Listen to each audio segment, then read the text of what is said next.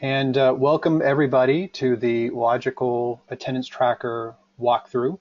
So my name is Greg Terry. And Computer Logic Group, if you're not familiar with us, we're PowerSchool service and customization providers. And essentially what that means is that our job is to add value to your PowerSchool experience. And so for some schools, that means that we host their PowerSchool application. They want to get away from their locally hosted environment and host it on our servers. For some schools, that might mean help desk services. So we do have help desk services where folks can call us at the school level directly, and they have a dedicated help desk manager, so you get the same person every time, which is amazing because whenever you need help, you don't have to re-explain your environment, your setup, your policies. You get the same person every time who becomes very comfortable and familiar with your setups. We also do customization. Most of the time, that is in the form of schools that want to take their grade cards and put them into the parent portal or reformat their grade cards. They're going standards-based. Sometimes it's log entries for discipline or health. But really, I mean, we can customize anything in PowerSchool. If you can imagine it, we can do it. There's a lot to be done in there. But today we're going to talk about the Logical Attendance Tracker. And the Logical Attendance Tracker is a plugin that we created for a very specific purpose because we know that a lot of schools have policies that after 5, 10, and 15 absences, you need to send a letter home to parents to let them know about the absences. And that's essentially what this module does. So what we're going to do is just kind of quickly make the case as to why this is even important. And you might already know this, otherwise you might not be on the call. We'll do that quickly, and then we're going to jump into the live software and walk through it so you can see it in real life, real time. So there's been a huge emphasis on attendance. You hear the attendance matters and the drive to eradicate or reduce truancy. And so really what the Logical Attendance Tracker does is it's really just a focus on efficacious execution of your attendance policies. So if you have a policy that you send a letter home after 5, 10, 15 absences, 3, 6, 9, I think California does 3, 4, and 5. Whatever your policy is, the Logical Attendance Tracker will support that notification policy for both daily attendance and or class attendance. And you can do both. So maybe you want to look for kids who have missed 4 days of school or kids who have missed 5 classes or cut 5 classes. So the problem is, as it stands, the way schools do this is there's just too many steps. It's confusing. It's very difficult. And I've talked to a lot of schools about this recently. And most schools tell me that it takes them either somewhere between 2 hours to do this every week. And some schools tell me that it takes them the better part of an entire day to do this. That's a lot of time spent trying to track this. It's really difficult. And when that happens, it just means that it's not being done at the frequency that it should. So a lot of schools want to do this weekly. What ends up happening is every other week, monthly, sometimes quarterly. And that's a big problem because that leads to parents, instead of getting the 3, 6 letters or the 5, 10 letters, they're getting the big ones. They're getting they're jumping right to that last level, which sometimes results in a loss of credit.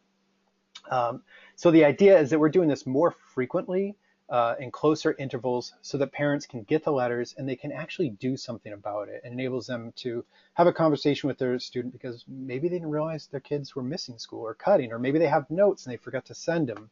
So it just enables a more prompt action on the letters that are being sent.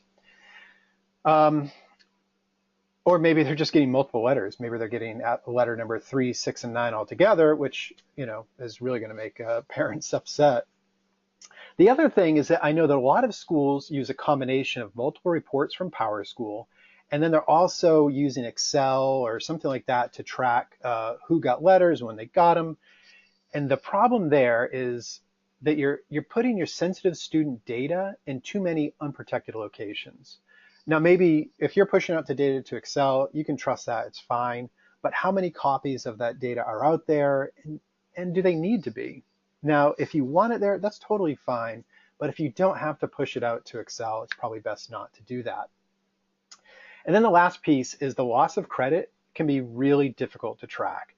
And so what we do is we do track the loss of credit, the appeal process, and we create an audit log so that later you can always see when the loss of credit happened.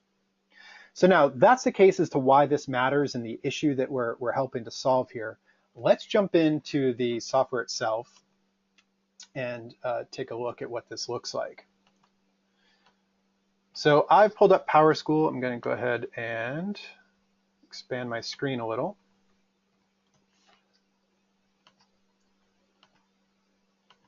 I'm going to sign in. Now, the first thing that I'm going to do is show you that I'm at Apple Grove High School. I know sometimes there are tools out there that require you to do this at the district level. We can do this at the school level. And the reason that's important is that different schools might have different rule sets. So maybe at the elementary schools, you have a policy that you send a letter home after 5 and 15 absences, where at the high school, you send a letter home after missing 3 courses. So at the elementary, maybe it's daily and it's a different number of days. At the high school, middle school, junior high, whatever, maybe it's looking for kids cutting specific courses or a combination of both. So we're at Apple Grove High School. I'm going to go to our school setup. And the logical attendance tracker is here. But what I want to show you real quick is it's triggered off of the codes that you already have set up. And so if we look at our code categories, here are our code categories, and these should be familiar to you.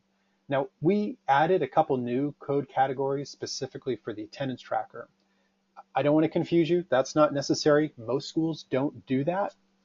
But in case you want to, have an attendance code specifically for the attendance tracker, you can do that.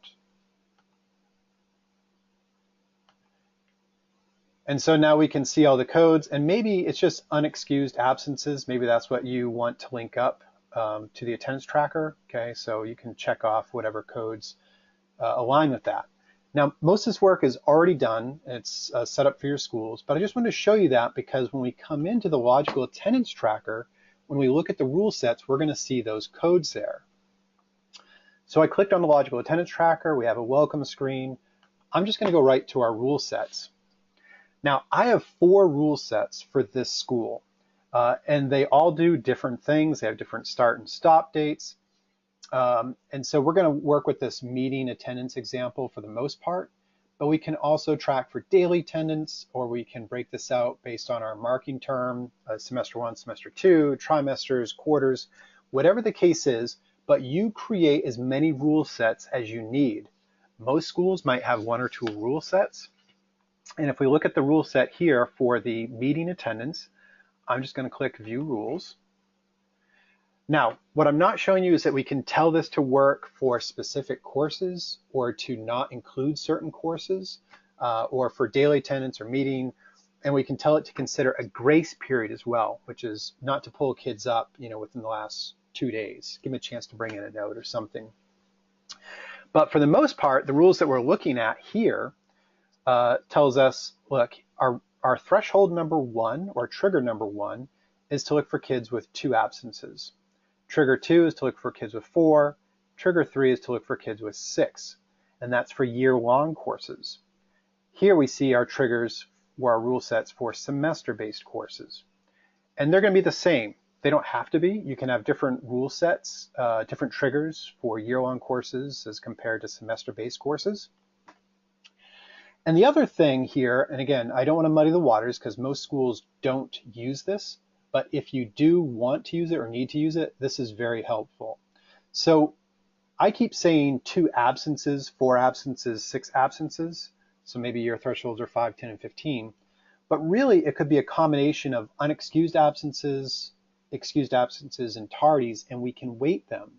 So I'm going to go and click on trigger 1, and this is really easy to set up. You see trigger 1, we're looking for a level of 2. Now, that could be 2 unexcused absences, or it could be an unexcused absence and 2 excused absences, because I personally am weighting my excused absences as 0.5, so they kind of carry half the weight of the excused absence. Or maybe it's just 8 tardies. or a combination of any of these things. So like I said, most schools just use unexcused or excused. And so you would just set those at 1.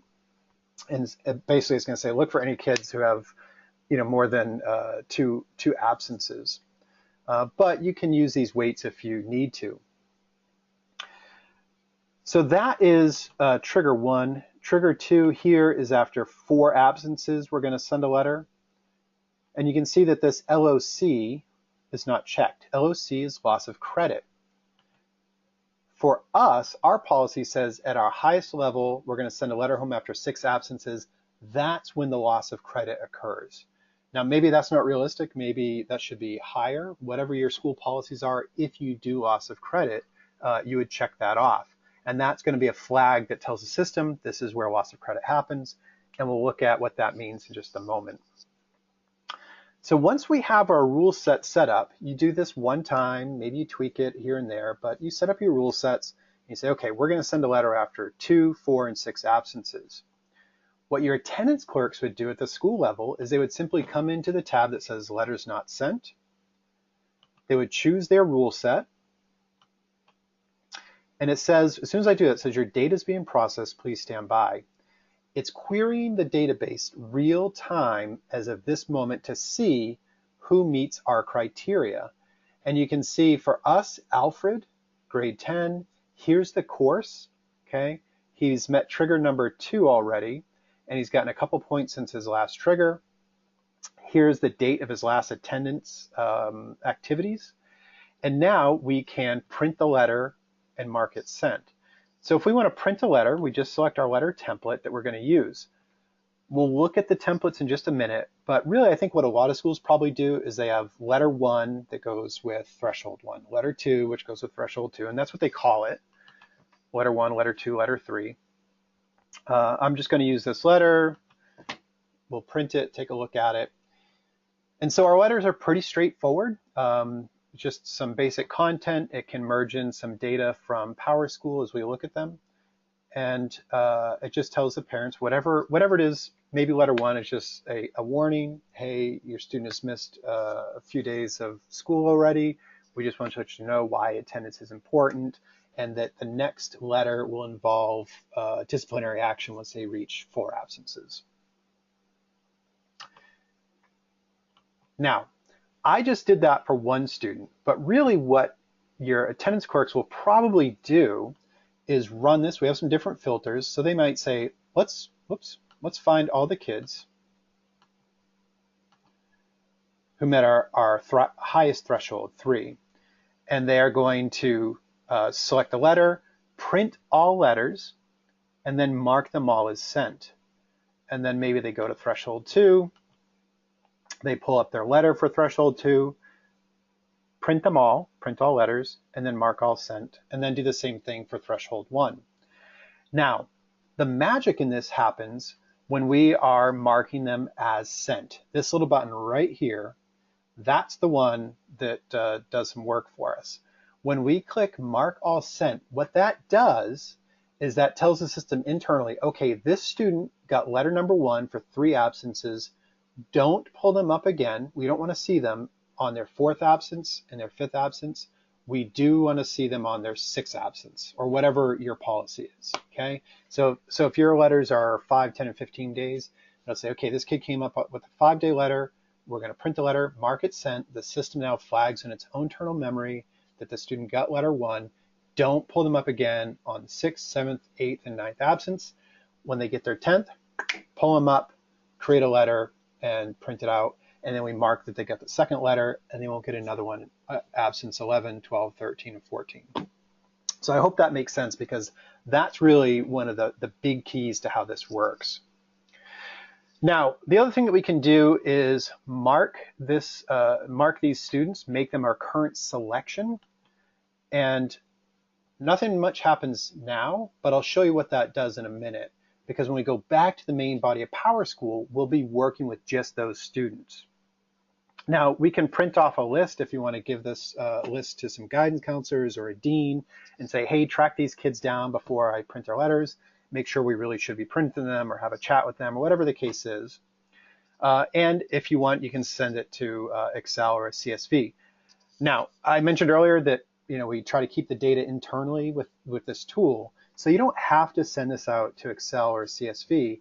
However, if you want to massage this data in that way, you can do that.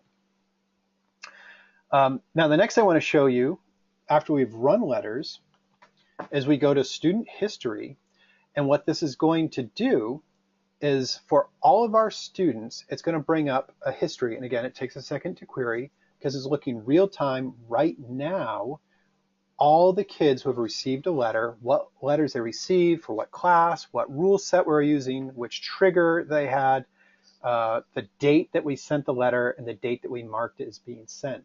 So this is just going to give you an ongoing log of everything that's happened. Now, we do have individual student logs as well, and I love them. We'll show them to you at the end in just a couple minutes, but it'll keep a running tab similar to this for each and every student. Users also have a My History tab. This shows you as a user, maybe you have multiple attendance clerks at the school or multiple people who are running this. This shows you all the times that you've run it and what you've pulled up. So I can see on 7-Eleven, I ran this for full attendance using that rule set. And here are the records that I added. On 7-18, meeting attendance, here are the records I added. So every user can have their own history as well. Now we talked about the templates. Here's a list of the letters that I've created. Okay, and we've just done these for different purposes as we're meeting with schools individually. If I click on the daily attendance letter, we just give it a name, a title. We can drop in a logo very simply if we want to. And then we have 3 sections for a body and a footer. And you can see this is where we just can merge in some basic information from PowerSchool. Now, if you already have your own letters and object reports, you can continue to use them. And you would do that by marking your students as your current selection of students, and then just go back to PowerSchool and run your letters from there. But you don't have to do that. You can create your letters here.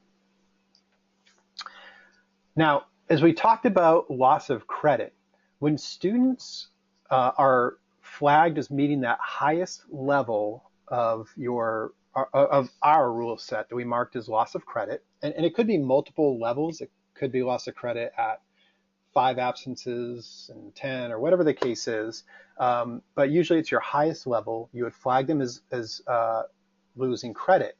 So here we see all the kids who have come up and been flagged as getting that highest threshold, and we can flag their record within the system internally to show that they're going to be losing credit. Now we can do this one at a time and mark them off individually, or we can flag everybody who's been pulled up here. So we can go in, verify them, flag them all. And so what that does is when you go to store grades, you get a list of all the kids who have been flagged as losing credit. You take their credit away from them, and then the system within itself creates a data field that you can drop into their transcript. So the transcript will show the fact they lost credit for that course, and then you can modify your transcript to include this data field, which explains why they lost the credit. They lost the credit due to excessive absences in violation of the school's policy. So that should make that loss of credit process much easier and much easier to manage. What it also does is will help you track the appeal process. So now when we flag students as losing credit, it drops them onto this screen for appeals. And now if they're flagged for LOC, that just means that they're going to be losing credit, okay? Appeal denied, they're still, so they appealed, they're still losing credit. Appeal denied, they're losing credit. Appeal successful, it removes that flag, and you don't see that any longer, but we still have a record here permanently that shows the fact that they did lose credit, they appealed, and their appeal was successful. So you always have that record going forward to show, oh, well, this student lost credit once before, they appealed, we gave their credit back to them, now we're pulling credit again, and this is probably going to stick this time. Now, I'll tell you, I've talked to a lot of schools who said that they have had appeals turned over pretty frequently because they don't have a good policy to track who has gotten letters and the fact that parents that they went through the right process to receive letters. And so hopefully this will help change that process because if we go back to PowerSchool now, okay, so we're working with the 6 students that we pulled up as receiving that second letter. So now we're working with these kids. So now I can print off letters if I want to. So this would be my 2-day letter, and you can print off your own object report letters if you have them. But what I want to show you is if we click on Alfred, we have a new link here which says Logical Attendance Tracker. And when I click on it, what this is going to do, it's going to take a second because it's going to go through and pull all the data. Again, it's querying real time each and every student, and it's loading the pages for them.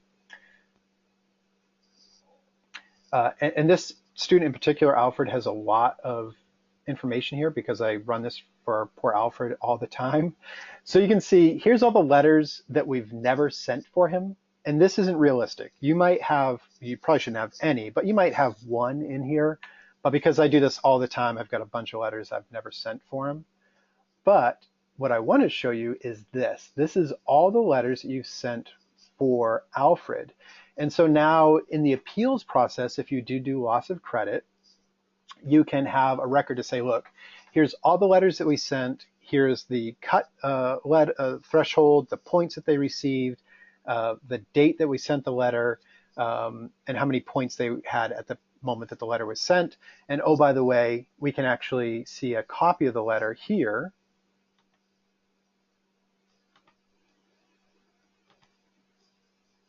Okay, so you always have a copy of that letter. So you can print it off, stick it in a permanent file, or if parents say, hey, I never got that letter, I don't know what you're talking about, you can print them all off and say, here's the 3 letters that we sent that you said that you didn't receive. And so for me, I think this, as all the work that we do to track this, this is the culmination of that. This is to be able to say, okay, this year, here's all the letters that you've received, and now we've just very cleanly and easily tracked that.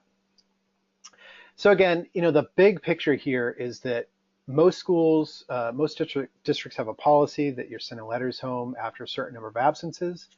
It's been my experience, and I talked to a lot of schools, and they are not adhering to their policy. And I think there's no embarrassment in that. It's that there's no easy way to enforce the policy. So now the attendance clerks have an easy way to go in there once a week and run the letters and print them off and get them out there and stay on top of it. And that enables parents to know what's going on, enables them to modify the behavior and just let families know or let students know, hey, we're keeping up with this and we are not going to tolerate excessive absences. And that alone should really help reduce chronic absenteeism. So that's big picture. There's more to it, but that's the big picture of what the Logical Attendance Tracker is. I'm going to pause our recording and take some questions now.